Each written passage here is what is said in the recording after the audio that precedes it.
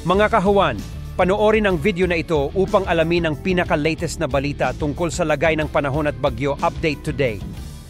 Wala pa rin tayong minomonitor na low pressure area o anumang sama ng panahon, kaya nananatiling maliit yung tsansa na magkaroon tayo ng bagyo sa mga susunod na araw. At sa kasalukuyan, tatlong weather system ang umiiral sa ating bansa. Una, itong Intertropical Convergence Zone o yung salubungan ng hangin mula sa Northern at Southern Hemisphere umiiral sa may Mindanao at Palawan. Ito namang Northeast Monsoon o yung malamig na hanging amihan ay nakakaapekto dito sa areas ng Northern Luzon. At for Metro Manila at nalalabing bahagi na ating bansa, itong Easterlies o yung mainit na hangin galing sa Karagatang Pasipiko, yung weather system na umiiral sa ating areas. At makikita natin ngayong madaling araw pa lamang, may mga naobserbahan na tayong mga makakapal na kaulapan dito sa southern portions ng Pilipinas. Sa kalagayan naman ating karagatan sa kasalukuyan, walang nakataas na gale warning, pero iba yung pag-iingat pa rin sa ating mga kababayan na maglalayag, especially sa northern and western seaboards ng Luzon dahil for the next 24 hours, posible pa rin tayong makaranas dyan ng katamtaman hanggang sa maalong karagatan. Para naman sa ating 4-day weather outlook, so yung magiging lagay ng ating panahon sa mga susunod na araw, bukas araw ng Martes may inaasahan tayong surge o yung pagbugso ng northeast monsoon. So may kalakasan yung surge na ito. So possible mamayang hapon or bukas sa madaling araw mag-issue po tayo ng gale warning dito sa northern and western seaboards ng Luzon in anticipation sa mga matataas na alon na dulot ng pagbugso ng ating hanging amihan.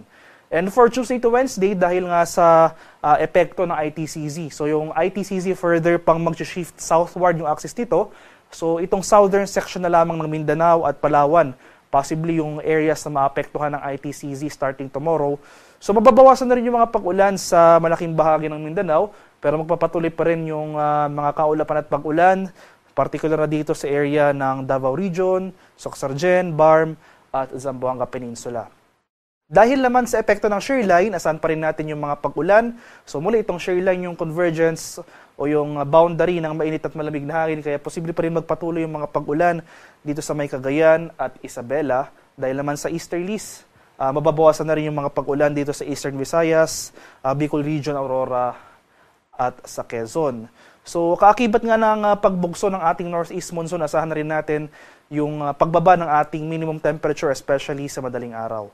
Pagsapit naman ng Thursday to Friday, ay mas tuluyan pang lalakas yung ating northeast monsoon. So possible, malaking bahagi na ng Luzon, yung, or more in particular, itong main ng Luzon, malaking bahagi na yung makakaranas ng epekto ng northeast monsoon. So kaakibat nito yung pagbaba ng ating thunderstorm activity, especially sa hapon o sa gabi, for the western section ng Luzon area.